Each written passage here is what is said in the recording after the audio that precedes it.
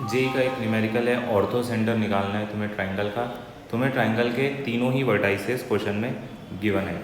चलो देखते हैं कैसे करेंगे। तो इसमें मैं पहले तो डायग्राम बना लूँ, ठीक है, वर्टाइसेस कहाँ कहाँ हैं। तो सबसे पहला जो वर्टाइसेस है वो ओरिजिन है, तो ठीक है, तो ये ट्राइंगल का एक वर्टेक्स मान लेता हूँ ए। दूसरा जो वर्टेक्स है ट्राइंगल का वो है 3,4 में, तो 3,4 1 2 3 4 कहीं यहाँ होगा, ठीक है। तो इसको मैं बी वर्टाइसेस मान लेता हूँ वर्टेक्स तुम्हारा। और जो थर्ड ट्राइंगल का वर्टेक्स है वो है 4,0, मतलब एक्स एक्सिस में ये होगा तुम्हारा 4,0। तो इसको एक बार ज्वाइन कर लेता हूँ, ठीक है भाई।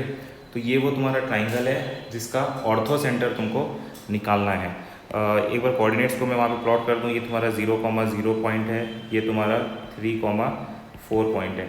ऑर्थो सेंटर क्या होता है, तभी तो अपन उसके कोऑर्डिनेट्स को निकालेंगे। तो ऑर्थो सेंटर तुम्हारे जहाँ पे सभी एल्टीट्यूड्स मीट करते हैं ट्राइंगल में, उस पॉइंट को बोलते हैं, ठीक है। तो जैसे यहाँ से एक एल्टीट्यूड बनेगा, इसमें यहाँ से एक एल्टीट्यूड बनेगा, ठीक है। ये लोग जहाँ मीट करते हैं उसी पॉइंट को अपन क्या बोलते हैं, ऑर्थो सेंटर, ठीक है। तो सपोज ऑर्थो सेंटर का कोऑर्डिनेट है x, y। अब तुम देखो ऑर्थो सेंटर बी पॉइंट से परपेंडिकुलरली नीचे आ रहा है, तो उसका x कोऑर्डिनेट तो वही हो जाएगा जो बी पॉइंट का है, ठीक है। तो इनफैक्ट मैं इसका कोऑर्डिनेट लिख देता हूँ, 3 तो होगा ही क्योंकि बी पॉइंट का भी वही है, परपेंडिकुलर लाइन है, तो ये दोनों का कोऑर्डिनेट x कोऑर्डिनेट सेम होगा। तो 3,y ले रहा हूँ मैं, ठीक है भाई। इसको क्या ले रहे हैं, 3,y। अब देखो मैं क्या कर रहे हैं, इस पॉइंट को सपोज मान लो ये k है, तो तुम देखोगे जो AK लाइन है, जो लाइन कौन सी है AK, ये वाली लाइन, ये BC लाइन के परपेंडिकुलर है क्योंकि एल्टीट्यूड है।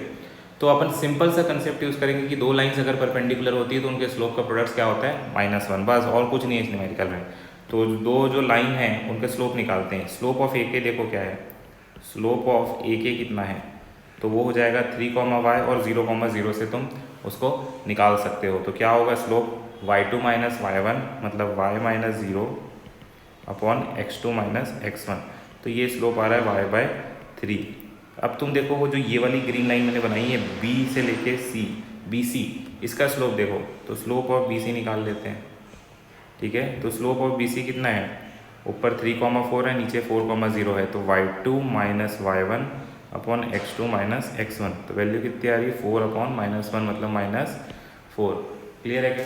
दोनों ही लाइन के स्लोप आ जाने के बाद अपन को क्वेश्चन में कुछ ज़्यादा तो करना नहीं है, अपन को बस ये बोलना है slope of AK into slope of BC is equal to -1, मतलब y/3 के साथ -4 को मल्टीप्लाई कर दो तो -1 होना चाहिए, क्योंकि दोनों लाइंस आपस में कैसी है, परपेंडिकुलर है।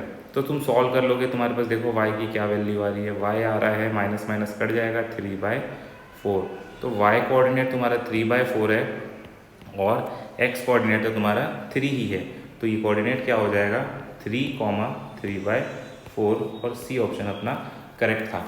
तो बहुत ही सिंपल न्यूमेरिकल था, तुम्हारे को बस क्वेश्चन को प्लॉट करना था और तुम्हें अल्टीट्यूड जो होते हैं उसके मीटिंग पॉइंट को ऑर्थो सेंटर पता है, इतनी सी इन्फॉर्मेशन तुम्हारे को रिक्वायर्ड थी। उसके बाद तो क्वेश्चन अपने आप दिख गया, ठीक है, कि दोनों के स्लोप को अपन पर मल्टीप्लाई करके -1 से इक्वेट कर दिए, ठीक है। अपन M1 M2 is equal to -1 वाली क्लास 11 की स्ट्रेट लाइन की बहुत ही बेसिक प्रॉपर्टी को अपन ने यूज़ किया। Thank you.